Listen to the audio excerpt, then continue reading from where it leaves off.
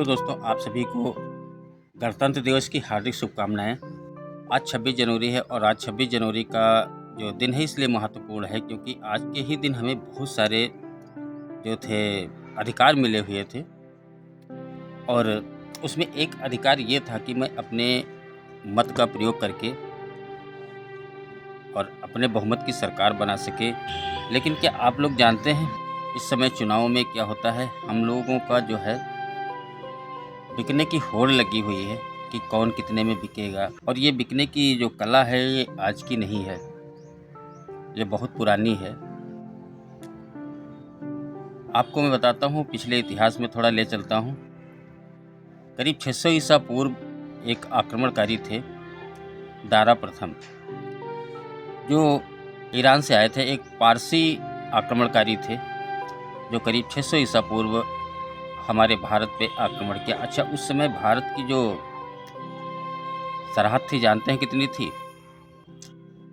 एक अखंड भारत था, ईरान से चीन तक और हिमालय से दक्षिण सागर तक एक अखंड भारत था। फिर भी एक छोटा सा कोई आके इस देश पे आक्रमण करके जीत लेता था, क्योंकि सबसे बड़ी समस्या ये थी कि हम लोग बिकने के लिए तैयार थे। उसके बाद में एक और आक्रमण हुआ सन 712 में, मोहम्मद बिन कासिम।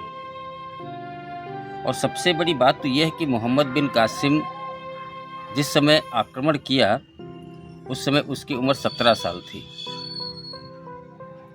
और हमारा वोट डालने का अधिकार 18 साल की उम्र में होता है। मतलब वो मैच्योर नहीं था। हम लोग सरकार बनाने में चूक कर लेते हैं, लेकिन उससे वो कम आयु में हमारे देश का जो सिंध और पंजाब क्षेत्र था उस पर उसने कब्जा कर लिया था। हम यहाँ कासिम का इतिहास बताने नहीं आए हैं, लेकिन ये ज़रूर बताने आए हैं कि ये जो बिकने की कला है ये बहुत पुरानी है। लेकिन इसी बिकने की वजह से सन 47 तक हम गोलियां खाते रहे, लाठियां खाते रहे और एक जिल्लत भरी ज़िंदगी जीते रहे। और ये सब करने वाले कोई विदेशी नहीं थे, सब हमारे देश के भारतीय ही थे जो पहले बिके और फिर हथियार बन के हमारे सामने खड़े हुए। बेशक तलवारें बंदूकें विदेशी थी, लेकिन उनको चलाने वाले जो हाथ थे वो भारतीय ही थे। कोई लाखों में सेना बाहर से नहीं आई थी, ये जो लाखों में सेना तैयार हुई थी वो भारतीयों ही की थी, क्योंकि यहाँ बिकने वालों की होड़ लगी हुई है। किसानों का आंदोलन हुआ, उसमें कोई बाहरी थोड़ी है। बस 30-40 हज़ार रुपये, 50 हज़ार रुपये दो, गोली चलाने वाले हमारे देश के ही मिल जाते हैं। लेकिन आज हमारा देश आज़ाद है, लेकिन इसी प्रकार से पहले भी होता था। जितने भी पुलिस वाले थे लाल यूनिफॉर्म में जो गोलियां चलाते थे, लाठियां चलाते थे, फांसी पे लटका देते थे, वो सब भारतीय ही तो थे, बस बिके हुए थे। और ये सिलसिला अभी तक ख़त्म नहीं हुआ है। बस खरीदने वाले बदलते गए, लेकिन बिकने वाले लाइन में अभी भी लगे हुए हैं। जैसे दिल्ली में हो रहा है, कोई 2000 दे रहा है, कोई 3000 दे रहा है, कोई 4000 दे रहा है, कोई आपकी पूरी जिम्मेदारी उठा रहा है। और अगर इस समय समझदारी करके सही उम्मीदवार नहीं चुना किसी ने, तो ये होगा कल को कोई भी आके आपको खरीद लेगा और आपके देश पे संवैधानिक राज करेगा। क्योंकि हम लोग तो बिकने के लिए तैयार ही हैं। वो चीज़ अलग है कि दिल्ली का रेट थोड़ा ज़्यादा है, यूपी का रेट थोड़ा कम है।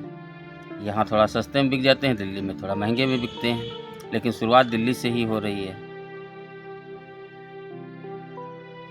तो गणतंत्र दिवस और स्वतंत्र दिवस ऐसा ना हो कि ये सिर्फ इतिहास के पन्नों में ही रहें। ये आज के दिन सिर्फ टीवी पे या कहीं लाउड स्पीकर या स्कूलों में बजने वाले गानों तक सीमित न रहें। जो हमें मिला है उसका प्रयोग करें, उसका सदुपयोग करें, तभी सही रहेगा। और अगर हम कुछ इतिहास से नहीं सीखे तो वो दिन दूर नहीं जो पिछली बार हुआ है। हालांकि एक नेचर का उदाहरण है। नेचर क्या करती है, हवा के साथ मिल करके एक आग चलती है और पूरे जंगल को नष्ट कर देती है, और फिर समय बीतने के बाद वही हवा किसी दूसरे के साथ मिलकर बारिश भी कराती है और फिर नई कोपलें निकलती हैं। तो हो सकता है समय हमारे विपरीत हो और ये बिकने की परंपरा इसी से चल रही हो, लेकिन समय समय के साथ बदल भी जाएगा। तो आज का बस हमारा वीडियो बस यही तक, बस एक छोटा सा संदेश था, क्योंकि आज गणतंत्र दिवस है, सभी लोग दिल से सेलिब्रेट कर रहे हैं।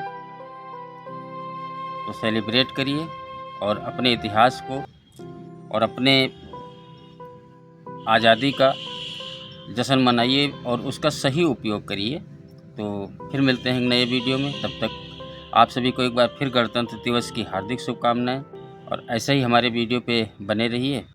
तो नेक्स्ट वीडियो में फिर मिलते हैं, तब तक के लिए जय हिंद, जय भारत।